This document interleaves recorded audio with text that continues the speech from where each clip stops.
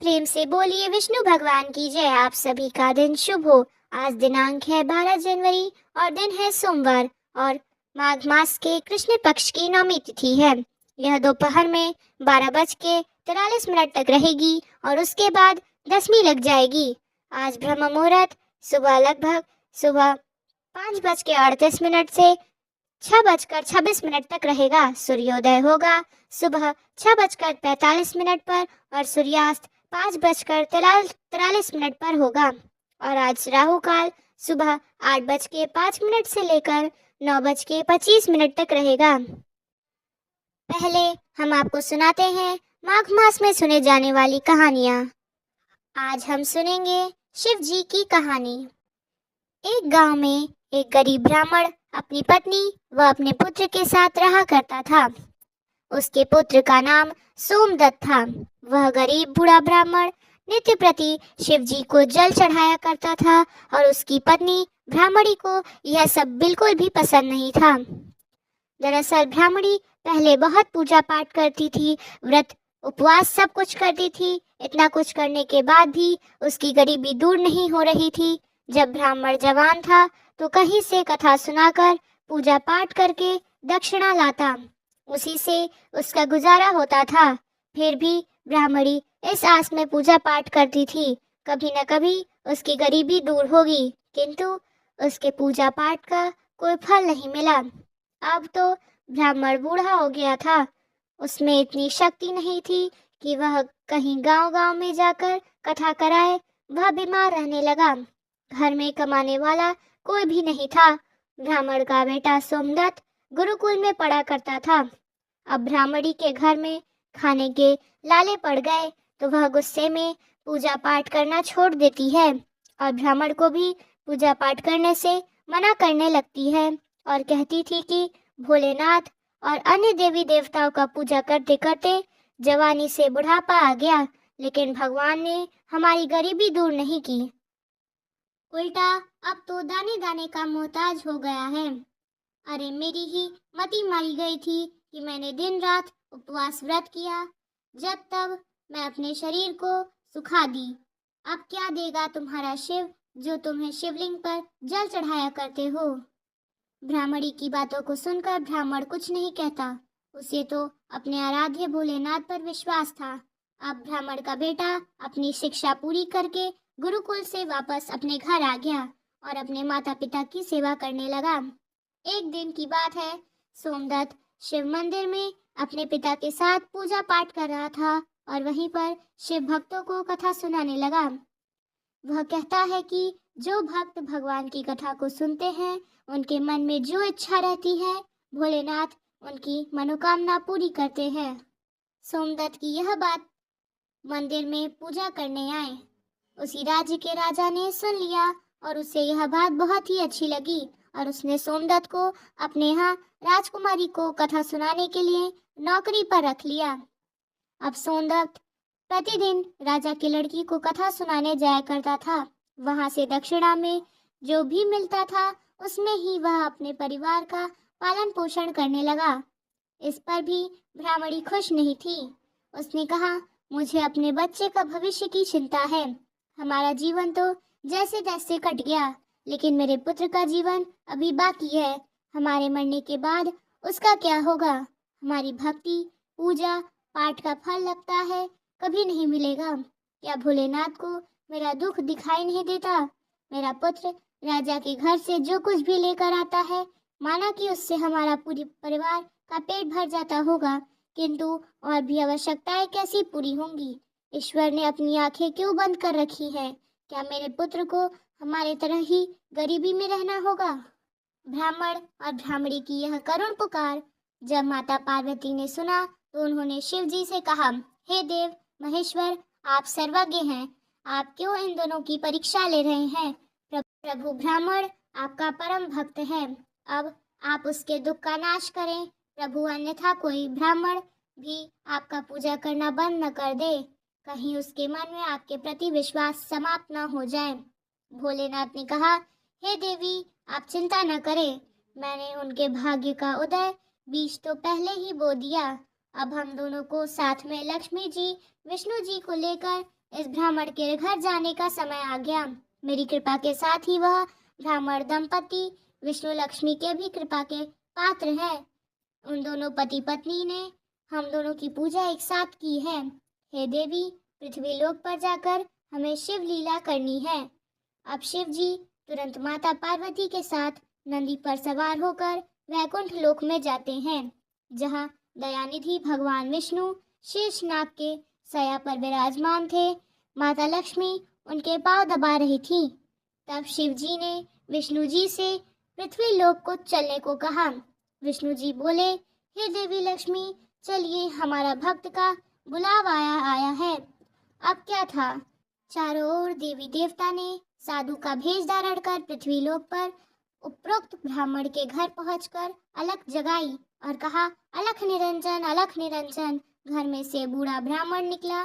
उसने उन्हें प्रणाम किया तो उन साधु भेषधारी भगवान विष्णु और शिव जी ने कहा, हम रात्रि में आपके घर पर विश्राम करेंगे। इस पर ब्राह्मण पुत्र सोमदत्त ने अतिथि देवो भव ऐसा विचार कर कहा, महाराज, मेरे घर में दक्षिणा में मेले दाल भात आदि से हम तीनों के भोजन की पूर्ति होती है, अतः मैं एक समय के भोजन की व्यवस्था करता हूँ। साधुओं ने उसे एक बर्तन देकर कहा कि वह दाल भात इस बर्तन में बनाओ तो हम सबका दोनों समय का भोजन बन जाया करेगा। इस प्रकार उस बर्तन में बने भोजन से दोनों समय का भोजन की पूर्ति हो गई। अगले दिन प्रातः में सोमदत्त जाने लगा तो साधु रूपी भगवान शिव ने पूछा, हे पुत्र, तुम कहाँ जा रहे हो? उसने कहा, हे साधु महाराज, मैं राजा की लड़की को कथा सुनाने जा रहा हूँ। साधु ने कहा, तुम कथा सुनाने के बाद राजा की लड़की से पूछना कि तुम किस अभिलाषा की पूर्ति के लिए कथा सुनती हो। अब सोमदत्त राजकुमारी को कथा सुनाने के बाद वही प्रश्न पूछता है कि तुम किस अभिलाषा की पूर्ति के लिए कथा सुनती हो। राजा की लड़की ने कहा कि मैं इस अभिलाषा से कथा सुनती हूँ कि मुझे ऐसा वर मिले जिसकी चर्चा सभी की जुबान पर हो, उसके माथे पर चांद और सूरज की रोशनी हो तथा वह भाग्य का ऐसा धनी हो कि उसके कदमों में लक्ष्मी थिरकती हुई हो तथा ऐसी बारात हो जैसी किसी ने अब तक देखी न हो। अब वापस आकर सोमदत्त ने कुमारी की सारी बातें साधुओं को बताई। अब देखिए, अगले दिन प्रातः काल में जब वह कथा सुनाने के लिए जाने लगा तो साधुओं ने कहा, बच्चा, आज फिर वही प्रश्न करना। वह फिर से तुम्हें कल वाली बातें बताए तो तुम यह तुरंत कह देना कि जैसा पति तुम्हें चाहिए वैसा केवल मैं ही हूँ। ऐसा कहकर आना। सोमदत्त ने कहा, हे साधु महाराज, कहाँ एक मैं गरीब ब्राह्मण जिसकी घर उसकी दी हुई दक्षिणा पर चलता है, और कहाँ वह राजा की पुत्री। राजा मुझे और मेरे परिवार को मृत्यु दंड देकर मौत के घाट उतार देगा, अतः मैं ऐसा नहीं करूँगा। साधुओं ने कहा, ठीक है, हम तुम्हें परिवार सहित अभिश्राप से भस्म कर देंगे। सोमदत्त पहले ही उनके चमत्कार से डरा हुआ था। उसने सोचा कि राजा तो बाद में मृत्यु दंड देगा, यह तो अभी अपने श्राप से भस्म कर देंगे। अतः साधुओं को आश्वासन देकर कथा सुनाने के लिए चला गया। कथा सुनाने के बाद सोमदत्त ने कहा, हे राजकुमारी, कल आपने जो बताया था उसके अनुसार जैसा वर तुम्हें चाहिए वैसा वर मैं ही हूँ। ऐसा कहकर वह वहां से भाग आया। राजा की पुत्री को एकदम आघात पहुंच गया। उसने दासी के द्वारा अपने पिताजी को बुलाकर सब बात बताई। राजा ने आश्वासन दिया कि उसे उड़न ब्राह्मण को उसकी सजा मिलेगी। राजा ने तुरंत अपने मंत्रियों से विचार विमर्श किया। एक वरिष्ठ मंत्री ने कहा, महाराज, उसने अपराध तो फांसी दिए जाने वाला किया है, परंतु वह एक ब्राह्मण है, उसे फांसी देने पर एक ब्राह्मण हत्या का पाप लगेगा। कुछ ऐसा किया जाए कि वह दंडित भी हो जाए और ब्रह्म हत्या का पाप भी लगे। काफी विचार विमर्श करने के बाद तय हुआ कि शादी का निमंत्रण पत्र कुछ शर्तों के साथ भिजवाया जाए। राजा ने शर्तों वाला निमंत्रण पत्र लिखवाकर अपने नौकर के हाथ सोमदत्त के पिता के पास भिजवा दिया। उधर सोमदत्त ने घर पहुंचकर साधुओं को बताया कि आपके कहे अनुसार कहने पर राजकन्या बहुत क्रोधित हो गई। अब शीघ्र ही फांसी का संदेश पहुंचने वाला है। कुछ समय बाद नौकर निमंत्रण पत्र लेकर वहां पहुंच गया। साधुओं ने हलकारी को सम्मान सहित बिठाकर सोमदत्त को निमंत्रण पत्र पढ़कर सुनाने को कहा। पत्र इस प्रकार था। हे ब्राह्मण पुत्र, हमें तुम्हारा शादी का प्रस्ताव मंजूर है, परंतु साथ साथ हमारी कुछ शर्तें भी हैं। हमारे द्वारा सभी शर्तें पूरी करने पर हम अपनी कन्या का विवाह तुम्हारे साथ कर देंगे। शर्तें पूरी न होने पर तुम्हें परिवार सहित फांसी दी जाएगी। शर्तें इस प्रकार से हैं। पहला शर्त, बारातियों के ठहरने वाली सभी बारात घर तथा बनाए गए सभी तंबू बारातियों से भरे होने चाहिए। कोई भी तंबू खाली नहीं रहना चाहिए। दूसरा शर्त, बारातियों के आतिथ्य सत्कार में बनाई गई सभी खाद्य सामग्री उपयोग होनी चाहिए, कुछ भी बचना नहीं चाहिए। तीसरा शर्त, ऐसी अद्भुत बारात आनी चाहिए जिसकी प्रशंसा हर व्यक्ति के जुबान पर हो। बाराती आने पर यदि कोई भी शर्त अधूरी होगी तो बारात में आने वाले सभी बारातियों को फांसी दी जाएगी। पत्र पढ़कर सोमदत्त डर से कांपने लगा। साधुओं ने कहा, तुम डरो नहीं। नौकर को भोजन खिलाकर पत्र का उत्तर देकर विदा करो और पत्र में यह लिखो कि आप विवाह की तैयारी करें, हम फला दिन बारात लेकर आ रहे हैं। नौकर को भोजन में दाल भात परोसा गया। नौकर की थाली में चमत्कार से 36 प्रकार का भोजन बन गया। विदाई में साधुओं ने, जो कि भोलेनाथ और विष्णु जी थे, उसने मुट्ठी भर धन की राख व पत्र देकर विदा किया। बाहर आकर नौकर ने देखा कि वह राख नहीं बल्कि हीरे मोती हैं। वह बहुत खुश हुआ। राजा ने सकारात्मक उत्तर प्राप्त होने पर विचार किया कि वह गरीब ब्राह्मण किसके भरोसे ऐसा कर रहा है। क्या कोई दुश्मन राजा उसका साथ दे रहा है? यही सोचकर राजा ने शहर के तमाम बारात घर सजवा दिए और अनेक तंबू लगवा दिए। राजा को विश्वास था कि अधिक आदमी न आने के कारण वह शर्त हार जाएगा।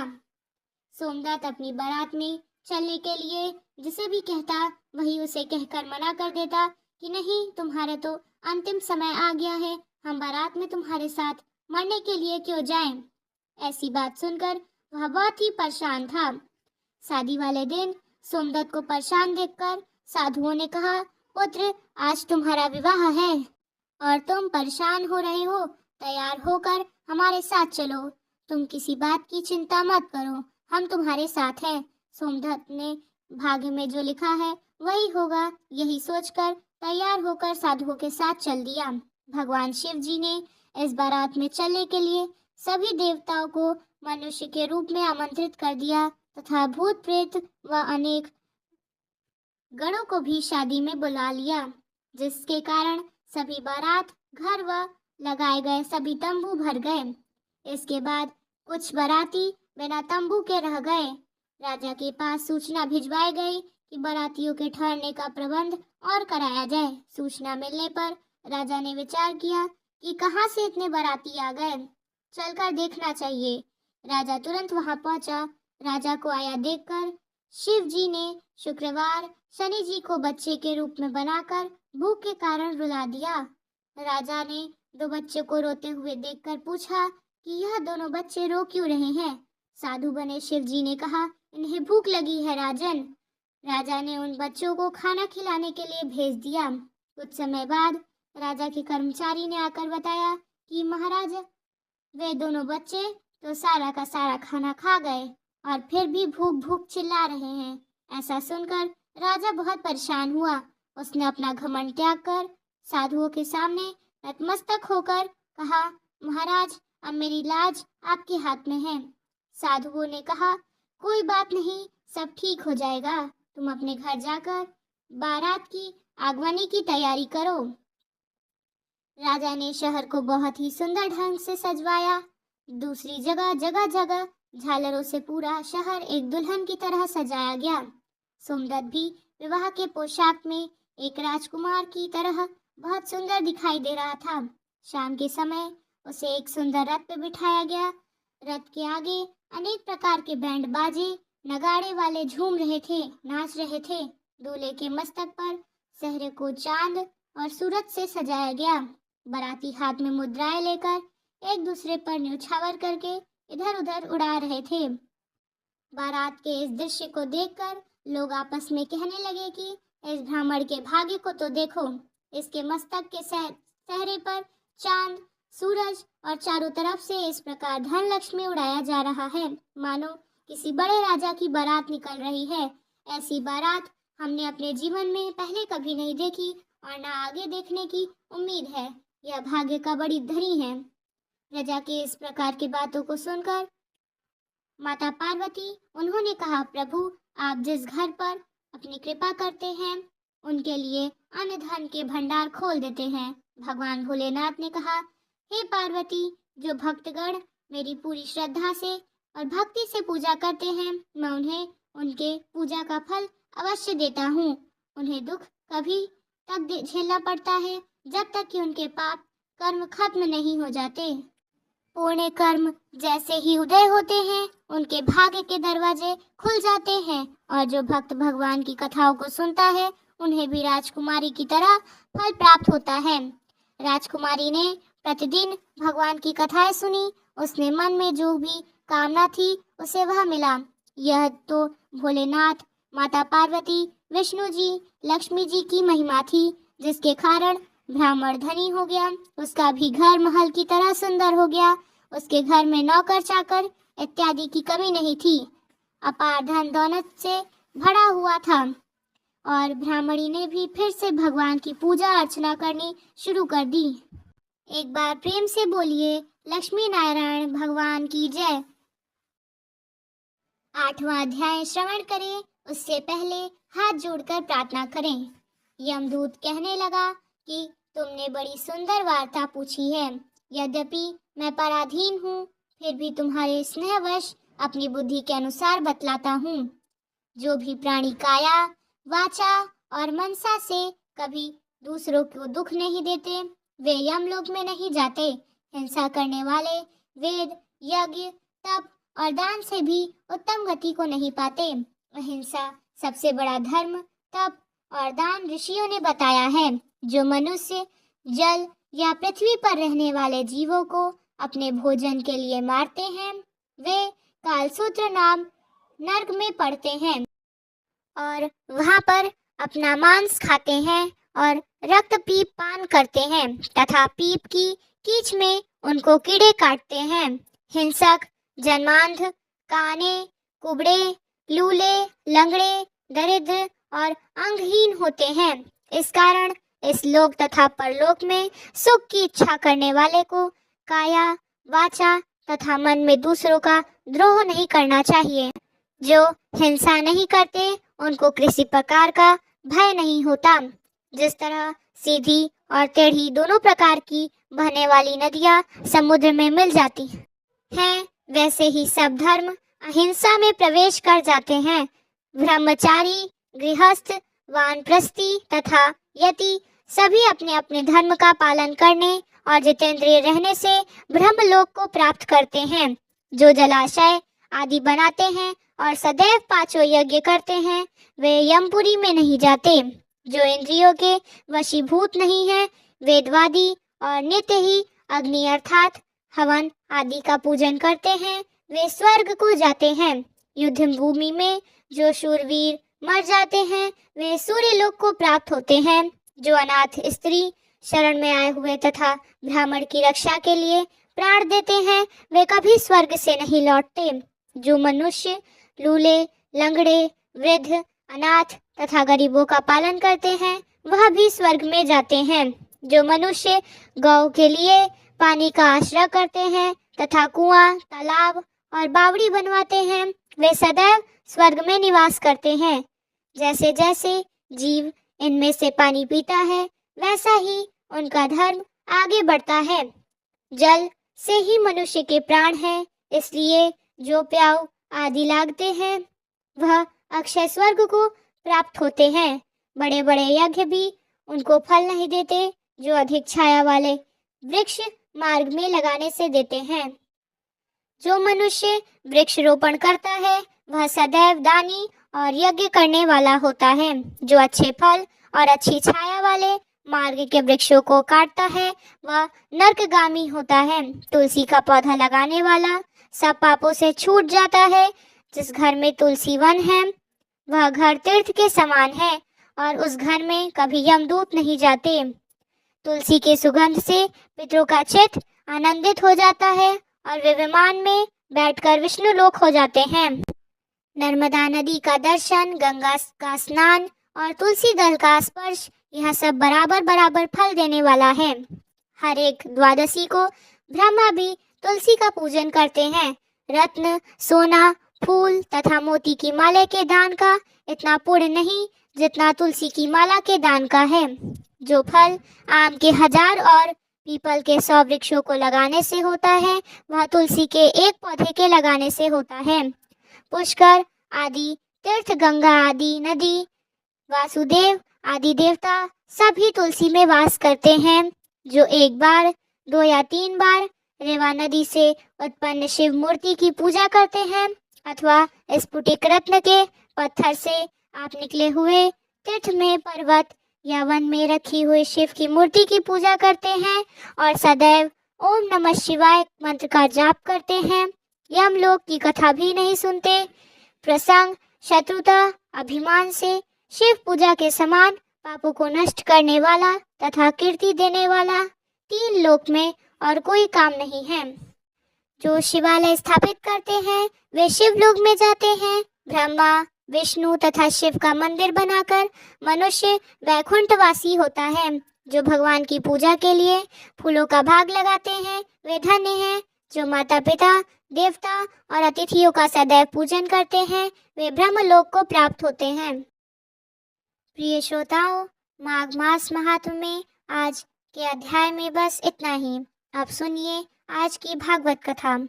शौनक जी ने पूरा धार्मिक शिरोमणि महाराज युधिष्ठिर ने अपनी पैतृक संपत्ति को हड़प जाने के इच्छुक आताइयों का नाश करके अपने भाइयों के साथ किस प्रकार से राज्य शासन किया, कौन कौन से काम किए, क्योंकि भोगों में तो उनकी प्रवृत्ति थी ही नहीं। श्री सूत जी कहते हैं, संपूर्ण सृष्टि को उज्जीवित करने वाला भगवान श्री हरि परस्पर ही कलहग्नि से दुग्ध कर वंश को पुनः अनुकरित कर रहा है और युधिष्ठिर को उनके राज्य सिंहासन पर बैठाकर बड़े प्रसन्न हो रहे हैं। भीष्म पितामह और भगवान श्री कृष्ण के उपदेशों के श्रवण से उनके अंतःकरण में विज्ञान का उदय हुआ है और भातृ मिट गई है। भगवान के आश्रय में रहकर वे समुद्र पर्यंत सारी पृथ्वी का इंद्र के समान शासन करने लगे। भीमसेन आदि उनके भाई पूर्ण रूप से उनकी आज्ञाओं का पालन करते थे। युधिष्ठिर के राज्य में आवश्यकता अनुसार यथेष्ट वर्षा होती थी। पृथ्वी में समस्त अभीष्ट वस्तुएं पैदा होती थी। बड़े बड़े थनों वाली बहुत सी गौएं प्रसन्न होकर गौशाला को दूध से सींचा करती थी। नदियां, समुद्र, पर्वत, वनस्पति, लताएं और औषधियां प्रत्येक ऋतु में यथेष्ट रूप से अपनी अपनी वस्तुएं राजा को देती थीं। अजातशत्रु महाराज युधिष्ठिर के राज्य में किसी भी प्राणी को कभी भी आधी व्याधि या दैविक, भौतिक या आत्मिक क्लेश नहीं होते थे। अपने बंधुओं का शोक मिटाने के लिए और अपनी बहन सुभद्रा की प्रसन्नता के लिए भगवान श्री कृष्ण कई महीनों तक हस्तिनापुर में ही रहे। फिर जब उन्होंने राजा युधिष्ठिर से द्वारका जाने की अनुमति मांगी तब राजा ने कहा उनके आपने हृदय में लगाकर स्वीकृति दी। भगवान उनको प्रणाम करके रथ पर सवार हो गए।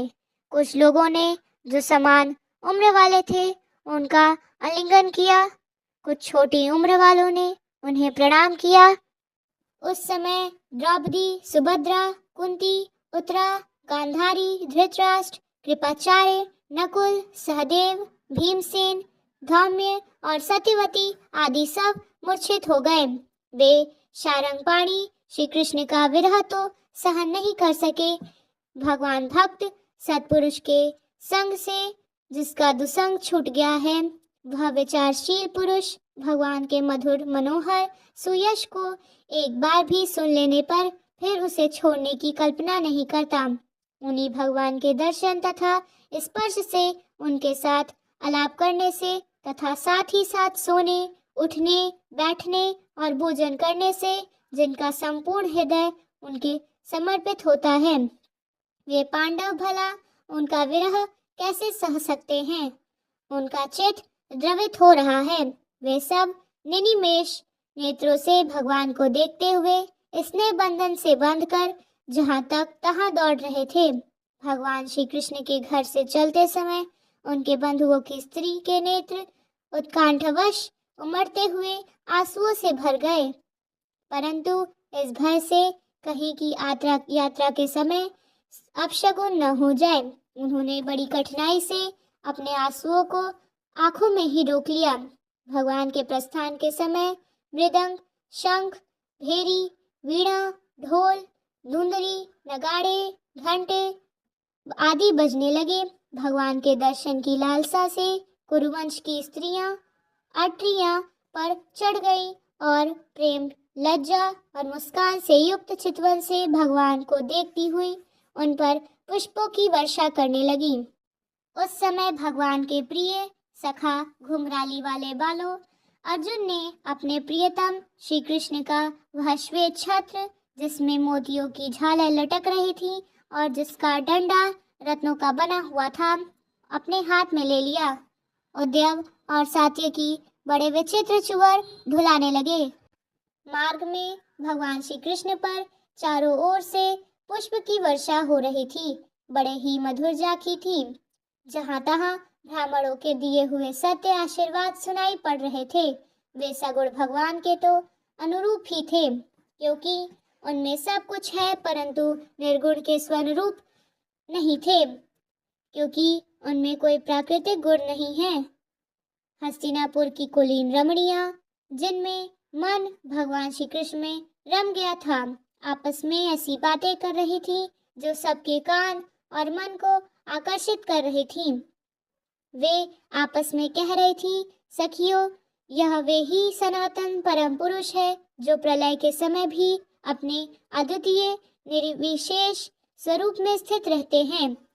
अहो, यह यदुवंश परम प्रशंसनीय है, क्योंकि लक्ष्मीपति पुरुषोत्तम भी श्री कृष्ण ने जन्म ग्रहण करके इस वंश को सम्मानित किया है।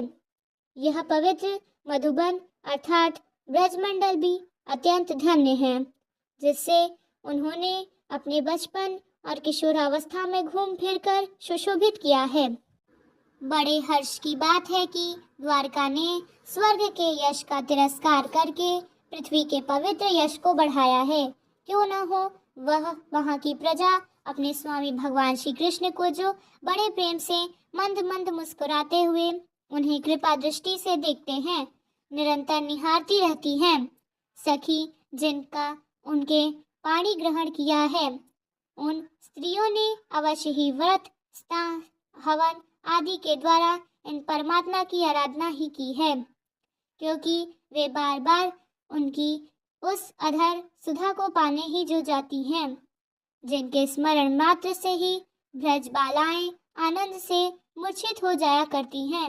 ये स्वयंवर में शिशुपाल आदि मत वाले राजाओं का मान मर्दन करके जिनको अपने बाहुबल से हार लाए थे, जिनके पुत्र प्रद्युम्न सा आम आदि है, वे रुक्मणी आदि 8 पटरानिये और भौमासुर को मारकर लाई हुई जो उनकी हजारों अन्य पत्नियां हैं, वे तो वास्तव में धन्य हैं, क्योंकि इन सभी में स्वतंत्रता और पतिव्रता से रहित स्त्री जीवन को पवित्र और उज्जवल बना दिया है।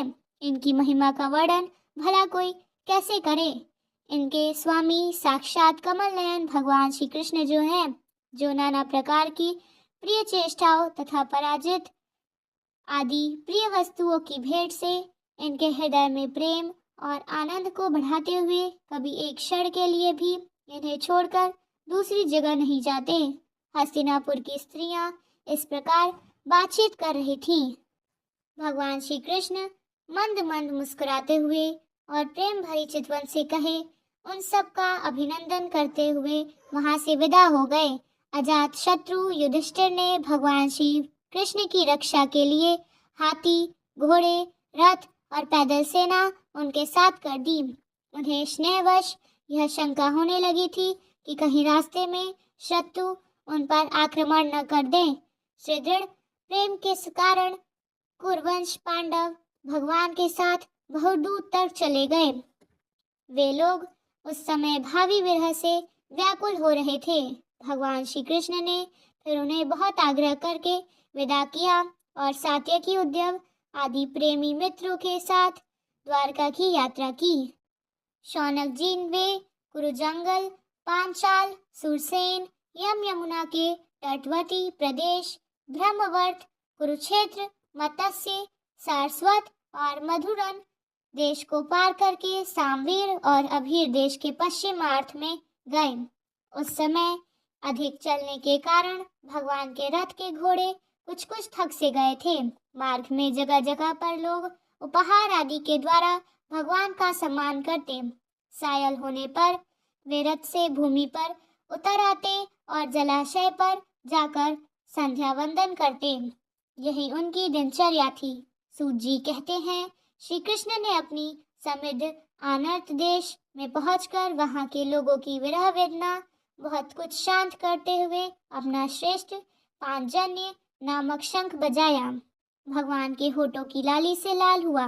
वे श्वेत वर्ण का शंख बजते समय उनके कर कमलों में ऐसा शोभायमान हुआ जैसे लाल रंग के कमलों पर बैठकर कोई राजहंस ऊंचे स्वर से मधुर गान गा रहा हो।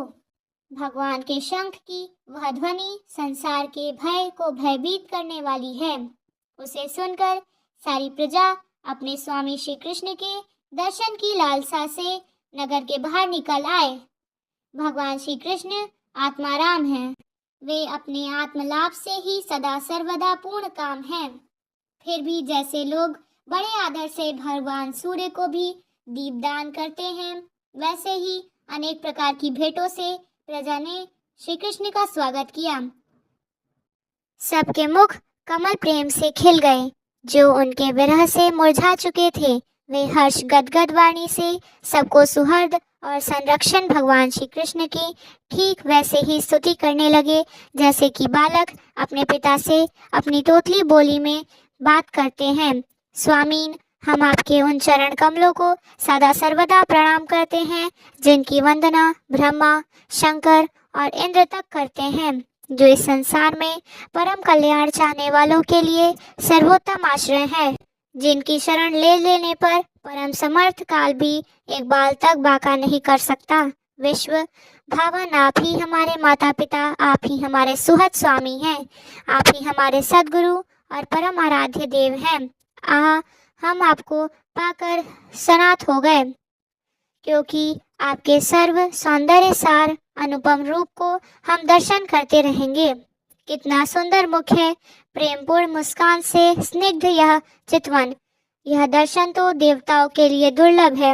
यह कमल नयन श्री कृष्ण, जब आप अपने बंधु बांधवों से मिलने के लिए हस्तिनापुर या फिर मथुरा चले जाते हैं, तब आपके बिना हमारा एक एक क्षण कोटि कोटि वर्षों के समान लंबा हो जाता है। आपके बिना हमारी दशा वैसी हो जाती है जैसे सूर्य के बिना आंखों की। भक्तवत्सल भगवान श्री कृष्ण प्रजा के मुख से ऐसे वचन सुनते हुए अपनी कृपामय दृष्टि से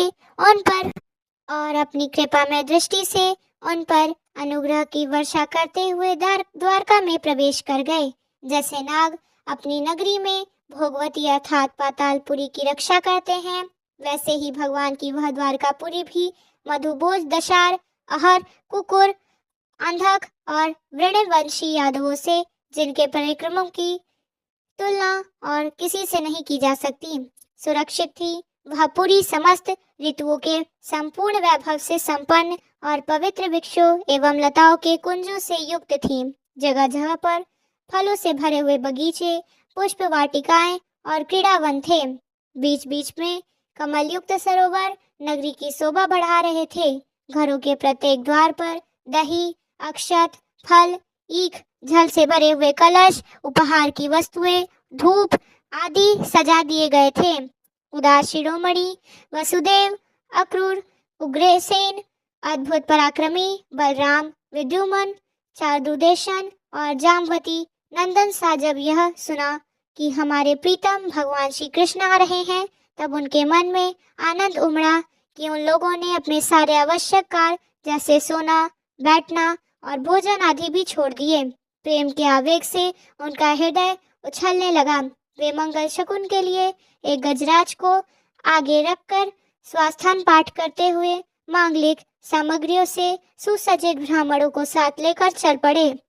शंख और तुरही आदि बजाने वाले वेद ध्वनि होने लगी। वे सब हर्षित होकर रथों पर सवार हुए और बड़ी आदर बुद्धि से भगवान की आगमनी करने चल पड़े। साथ ही भगवान श्री कृष्ण के दर्शन के लिए उत्सुक सैकड़ों श्रेष्ठ वारंगनाएं, जिनके मुख कपोलों पर चमचमाते हुए कुंडलों की कांत पड़ने से बड़े सुंदर दिख रहे थे, पालकियों पर चढ़कर भगवान श्री कृष्ण की आगमनी के लिए चल पड़ी।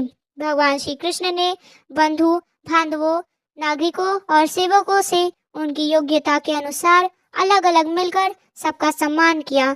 किसी को सिर झुकाकर प्रणाम किया, किसी को वाणी से अभिवादन किया, किसी को हृदय से लगाया, किसी से हाथ मिलाया, किसी की ओर देखकर केवल मुस्कुरा भर दिया और किसी को केवल प्रेम भरी चितवन से देख लिया। जिसकी जो इच्छा थी उसे वही वरदान मिल गया। इस तरह चांडाल पर्यत सबको संतुष्ट करके गुरुजन सब पत्नी, ब्राह्मण और वृद्धों तथा दूसरे लोगों को भी आशीर्वाद ग्रहण करते और बंदीजनों से विरुद्धावली सुनते। सबके साथ भगवान श्री कृष्ण ने हस्तिनापुर से द्वारका नगरी में प्रवेश किया। शौनक जी, जिस समय भगवान राजमार्ग से जा रहे थे, उस समय द्वारका की कुल कामनियां भगवान के दर्शन को ही परमानंद मानकर अपनी अपनी आठरियों पर चढ़ गईं। भगवान का वक्ष स्थल मूर्तिमान सौंदर्य लक्ष्मी का निवास स्थान है। का मुखारविंद नेत्रों के द्वारा पान करने के लिए सौंदर्य सुधा से भरा हुआ पात्र है। भगवान की इस छवि को द्वारकावासी नित्य निरंतर निहारते रहते हैं, फिर भी उनकी आंखों एक क्षण के लिए भी तृप्त नहीं होती। द्वारका के राजपथ पर भगवान श्री कृष्ण के ऊपर श्वेत वर्ण का छत्र तना हुआ था। श्वेत चवर डुलाए जा रहे थे। चारों ओर से पुष्पों की वर्षा हो रही थी। वे पीतांबर और वनमाला धारण किए हुए थे। इस समय वे ऐसे शोभायमान हुए मानो श्याम मेघ एक साथ ही सूर्य, चंद्रमा, इंद्रधनुष और बिजली से शोभायमान हो। द्वारका में पहुंचने पर भगवान सबसे पहले अपने माता पिता के महल में गए। वहां उन्होंने बड़े आनंद से देवकी जी आदि सातों माताओं को चरणों पर सिर रखकर प्रणाम किया और उन सभी माताओं के उन्हें अपने हृदय से लगाकर गोद में बिठा लिया। स्नेह के कारण उनके स्तनों से दूध की धारा बहने लगी। उनका हृदय हर्ष से विवल हो गया और वे आनंद के आंसुओं से उनका अभिषेक करने लगी। इतने लंबे समय तक उनसे अलग जो रह रही थी, माताओं से आज्ञा लेकर फिर वे अपने समस्त भोग सामग्रियों से संपन्न सर्वश्रेष्ठ भवन में गए, जिसमें 16,000 पत्नियों के अलग अलग महल थे। अपने प्राणनाथ भगवान श्री कृष्ण को बहुत दिन बाहर रखने के बाद घर में आया देखकर रानियों को बहुत आनंद हुआ। उन्होंने अपने निकट देखकर वे एकाएक ध्यान छोड़कर उठ खड़ी हुईं। उन्होंने केवल आसन को ही नहीं बल्कि उन नियमों को भी त्याग दिया जिन्हें उन्होंने पति के वासी होने पर ग्रहण किया था।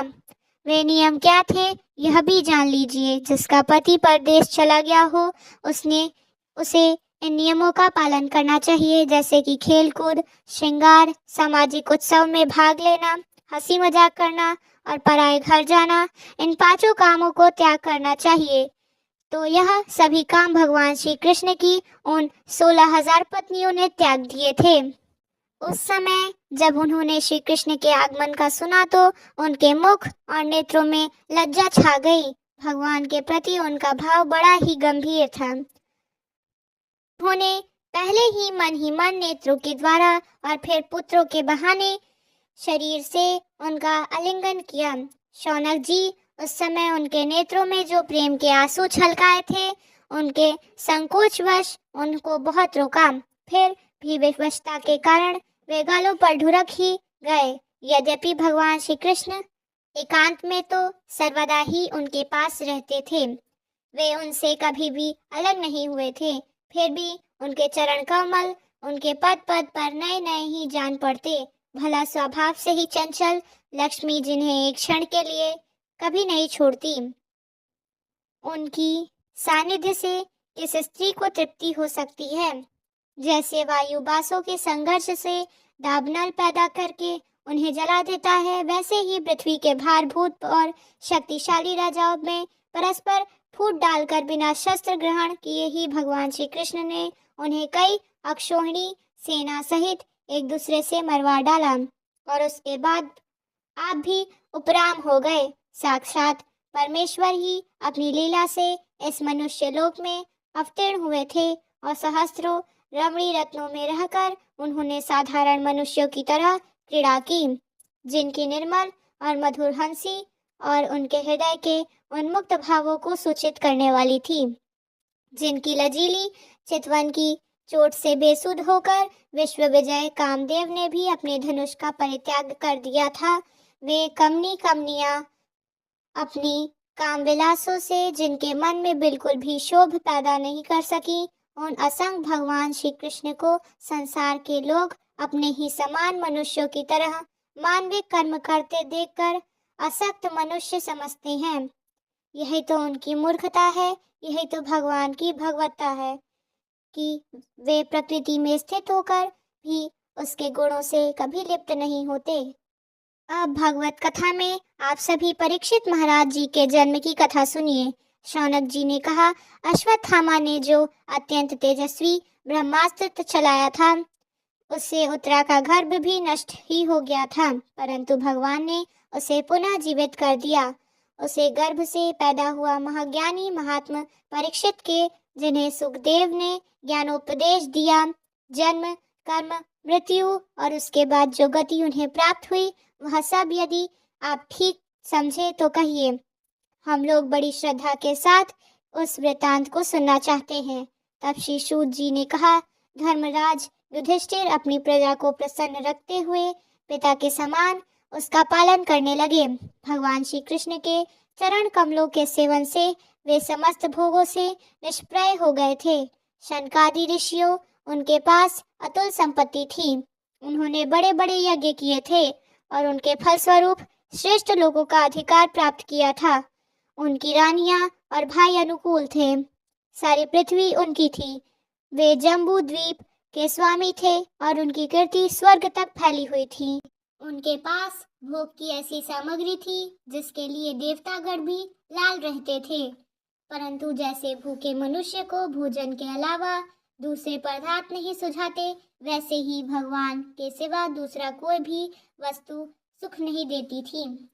शौनक जी, उत्तरा के घर में स्थित वह वीर शिशु परीक्षित जब अश्वत्थामा के ब्रह्मास्त्र के तेज से जलने लगा, तब उसने देखा कि उसकी आंख के सामने एक ज्योतिर्मय पुरुष है। वह देखने में तो अंगूठे भर का है, लेकिन उसका स्वरूप बड़ा ही निर्मल है। अत्यंत सुंदर श्याम शरीर है, बिजली के समान चमकता हुआ पीतांबर धारण किए है, सिर पर सोने का मुकुट झिलमिला रहा है। उस निर्विकार पुरुष की बड़ी ही सुंदर सुंदर लंबी लंबी 4 भुजाएं हैं। कानों में तपाए हुए स्वर्ण के सुंदर कुंडल है, आंखों में लालिमा है। हाथ में लुके के समान जलती हुई गदा लेकर उसे बार बार घुमाता जा रहा है और स्वयं शिशु के चारों ओर घूम रहा है। जैसे सूर्य अपनी किरणों से कोहरे को भगा देते हैं, वैसे ही वह उस गदा के द्वारा ब्रह्मास्त्र के तेज को शांत करते जा रहा है। उस पुरुष को अपने समीप देखकर वह गर्भस्थ शिशु सोचने लगा कि यह कौन है। इस प्रकार उस 10 मास के गर्भस्थ शिशु के सामने ही धर्म रक्षक अप्रमेय भगवान श्री कृष्ण ब्रह्मास्त्र के तेज को शांत करके वहीं अंतर ध्यान हो गए। इसके बाद अनुकूल ग्रहों के उदय से युक्त समस्त सद्गुणों को विकसित करने वाले शुभ समय में पांडु के वशधर परीक्षित जी जन्म हुआ।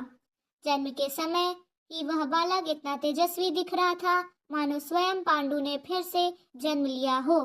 पौत्र के जन्म की बात सुनकर राजा युधिष्ठिर के मन में बड़े प्रसन्न हुए। उन्होंने धौम्य, कृपाचार्य आदि ब्राह्मणों में मंगल वाचन और जातक कर्म संस्कार करवाए।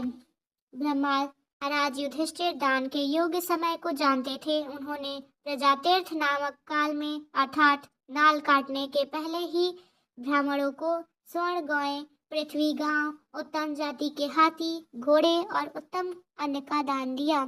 स्मृति कहती है कि पुरुषोत्पत्ति और व्यतिपात के समय दिया हुआ दान अक्षय होता है और नाल छेदन से पहले सूतक नहीं होता। नवजात शिशु की नाल काटने से पहले पहले जो दान दिया जाता है वह अक्षय होता है। ब्राह्मणों ने दान से संतुष्ट होकर अत्यंत विनय युधिष्ठिर महाराज ने कहा, पूर्वश शिरोमणि काल की दुर्निवार गति से पवित्र पुरवंश मिटाना ही चाहता है, परंतु तुम लोगों पर कृपा करने के लिए भगवान विष्णु ने यह बालक देकर इसकी रक्षा कर दी, इसलिए इसका नाम विष्णु रात होगा। निसंदेह यह बालक संसार में बड़ा यशस्वी भगवान का परम भक्त और महापुरुष होगा। युधिष्ठिर ने कहा, महात्माओं, यह बालक क्या अपने उज्जवल यश से हमारे वंश के पवित्र कीर्ति महात्मा राजर्षियों का अनुसरण करेगा? तब ब्राह्मणों ने कहा, धर्मराज, यह मनुपुत्र इक्ष्वासु के समान अपनी प्रजा का पालन करेगा तथा दशरथ नंदन भगवान श्री राम के समान ब्राह्मण भक्त और सत्य प्रतिज्ञ होगा। वह उसी नर नरेश शिव के समान दाता और शरणागत वत्सल होगा तथा याज्ञिकों में दुष्यंत के पुत्र भरत के समान अपने वंश का यश फैलाएगा। धनुधरों में यह सहस्त्रबाहु अर्जुन और अपने दादा के पार्थ के समान अग्रहण होगा। यह अग्नि के समान दुर्धर्ष के और समुद्र के समान दुस्तर होगा। यह सिंह के समान पराक्रमी, हिमाचल की तरह आश्रय लेने योग्य पृथ्वी के समान तितिक्षु और माता पिता के समान सहनशील होगा। इसमें पितामह ब्रह्मा जी के समान समता रहेगी। भगवान शंकर की तरह यह कृपालु होगा और संपूर्ण प्राणियों को आश्रय देने वाला में यह लक्ष्मीपति भगवान विष्णु के समान होगा। यह समस्त सद्गुणों की महिमा धारण करने में श्री कृष्ण का अनुयायी होगा। रतिदेव के समान उदार होगा और दयाति के समान धार्मिक होगा। धैर्य में बलि के समान और भगवान श्री कृष्ण के प्रति दृढ़ निष्ठा में यह प्रहलाद के समान होगा। यह बहुत से अश्वमेध यज्ञों को करने वाला और वृद्धों का भी सेवक होगा। इसके पुत्र राजर्षि होंगे और मर्यादा का उल्लंघन करने वालों को यह दंड देगा। यह पृथ्वी माता और धर्म की रक्षा के लिए कलयुग का भी दमन करेगा। ब्राह्मण कुमार के श्राप से तक्षक के द्वारा अपनी मृत्यु सुनकर फिर यह सब की आसक्ति छोड़ देगा और भगवान के चरणों की शरण लेगा। राजन व्यास नंदन सुखदेव जी से यह आत्मा के अर्थात स्वरूप का ज्ञान प्राप्त करेगा और अंत में गंगा तट पर अपने शरीर को त्याग कर निश्चय ही अभय पद प्राप्त करेगा। शास्त्र के विशेषज्ञ ब्राह्मण राजा युधिष्ठिर को इस प्रकार बालक के जन्म लग्न का फल बताकर और भेंट पूजा लेकर अपने अपने घर चले गए। फिर यही बालक वह संसार में परीक्षित के नाम से प्रसिद्ध हुआ, क्योंकि वह समर्थ बालक गर्भ से जिस पुरुष का दर्शन पा चुका था उसका स्मरण कर हुआ लोगों में उसी की परीक्षा करता रहता था कि देखो इनमें से कौन सा वह है। फिर जैसे शुक्ल पक्ष में चंद्रमा प्रतिदिन अपनी कलाओं से पूर्ण होता हुआ बढ़ता है, वैसे ही वह राजकुमार भी अपने गुरुजनों के लालन पालन से क्रमशः दिन प्रतिदिन बढ़ता हुआ शीघ्र ही सयाना हो गया। इसी समय स्वजनों के वध का प्रायश्चित करने के लिए राजा युधिष्ठिर ने अश्वमेध यज्ञ के द्वारा भगवान की आराधना करने का विचार किया, परंतु प्रजा ने वसूल किए हुए कहा और जुर्माने की रकम के अलावा और धन न होने के कारण वे बड़ी चिंता में पड़ गए। उनका अभिप्राय समझकर भगवान श्री कृष्ण के प्रेरणा से उनके भाई उत्तर दिशा में राजा मुरुत और ब्राह्मणों द्वारा छोड़ा हुआ बहुत सा धन लेकर आए। पूर्व काल में महाराज मरुत ने ऐसा यज्ञ किया था जिसमें सभी पात्र सोने के थे।